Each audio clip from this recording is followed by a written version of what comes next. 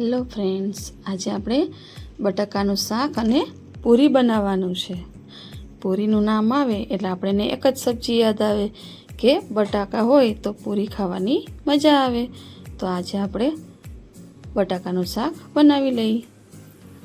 એમાં પહેલાં મેં તેલ એડ કરેલું હતું. હવે એની અંદર રાઈ એડ કરશું. બટાકાનું શાક છે એ આપણે સૂકી ભાજી જેવું બનાવવાનું છે. એની અંદર લીમડાના પાન એડ કરશું. રાઈ થઈ જાય એટલે લીમડાના પાન એમાં એડ કરી દેવાના. હવે આપણે વઘાર કરી લેશું. એમાં બટાકાના ટુકડા કરી ધોઈ અંદર ઉમેરી દેવા.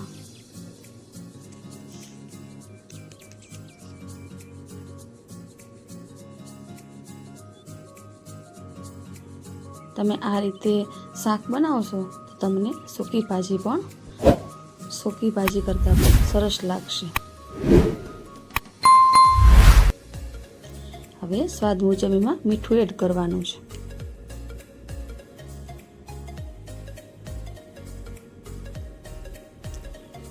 મીઠું બરાબર મિક્સ કરી દઈએ એટલે ઢાંકણ ઢાંકીને એને મૂકી દઈશું.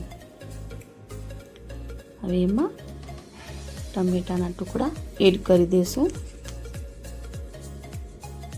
અને મરચાંના ટુકડા એડ કરી દઈશું.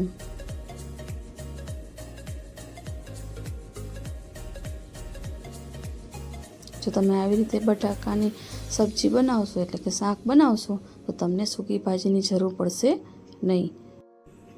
આદુ લસણની પેસ્ટ લઈ લીધી છે. એની અંદર ધાણા જીરું 2 ચમચી એડ કરશું.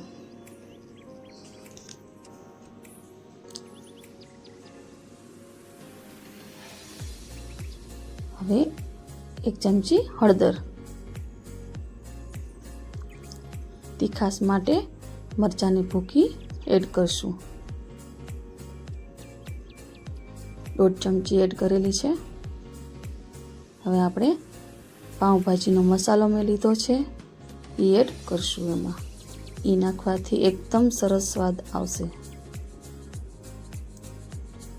હવે જે આપણે કોથમીર ધોઈને રાખેલી હતી એ પણ મસાલા સાથે એડ કરી દઈશું એટલે શાકમાં એકદમ સરસ મિક્સ થઈ જાય. થોડું પાણી નાખી એમાં પેસ્ટ બનાવશું. હવે આ પેસ્ટને આપણે બટાકાનો જે વઘાર કરેલો હતો એની અંદર એડ કરી દઈશું. એડ કરી દઈ પછી એને બરોબર મિક્સ કરી લેવાનું.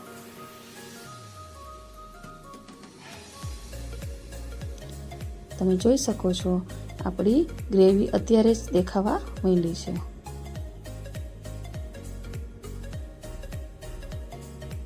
પાઉંભાજીનો થોડો મસાલો નાખશો એટલે બટાકાના શાકનો સ્વાદ જ અલગ આવશે.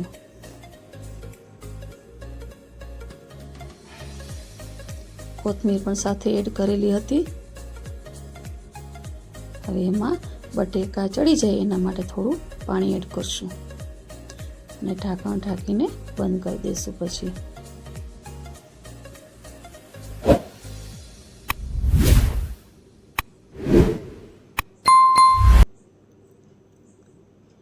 હવે આપણે પૂરીનો લોટ બાંધી લીધો છે. તો જ્યાં સુધી શાક થાય છે ત્યાં સુધી આપણે પૂરી વણી લઈએ.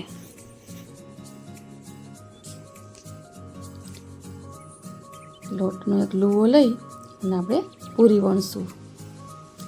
પૂરી વણવા માટે મેં ગ્લાસનો ઉપયોગ કરેલો છે. તમે પાટકી અથવા ડાયરેક્ટ કટિંગ પણ કરી શકો અથવા નાના નાના લુવા લઈ અને પૂરી બનાવી શકો. મારે ઝડપથી બનાવવી હતી એના માટે મેં ગ્લાસનો ઉપયોગ કરેલો છે. ધારવાળા ગ્લાસનો ઉપયોગ કરશો તો સરસ મજાની પૂરી બની જશે અને એક જ રોટલીની અંદર તમારે જેવડો ગ્લાસ હશે એટલી પૂરી બની જશે.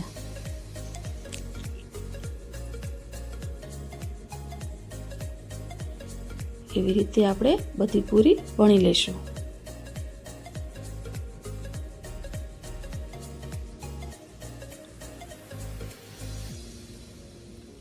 હવે આપણે બટેકા જોઈ લઈએ. આપણા બટેકા બનીને રેડી છે એટલે બટેકાની સૂકી ભાજી જેવું શાક બની.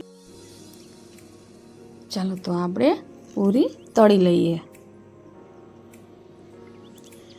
પૂરી માટેનું તેલ મૂકેલું હતું એની અંદર એક પછી એક પૂરી ઉમેરતા જશું અને પૂરી બનાવતા જશું.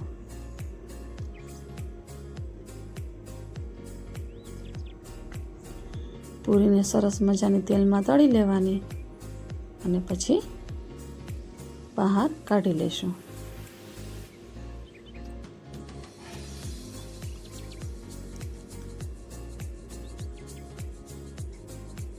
આપણી પૂરી તળીને રેડી થઈ ગઈ છે તો આપણે એને બહાર કાઢી લઈએ. ચારાની મદદથી અથવા ચીપિયાની મદદથી તમે બહાર કાઢી શકો. અને પૂરી પણ ફાસ્ટ ફ્લેમ ઉપર જ તળવાની છે જેથી કરીને વધારાનું તેલ હોય એ પૂરીમાં રહી ન જાય.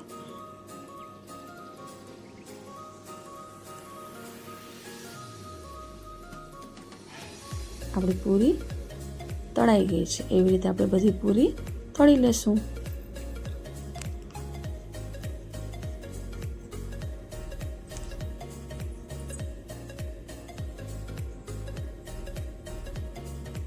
હવે આપણે સર્વ કરી લઈશું.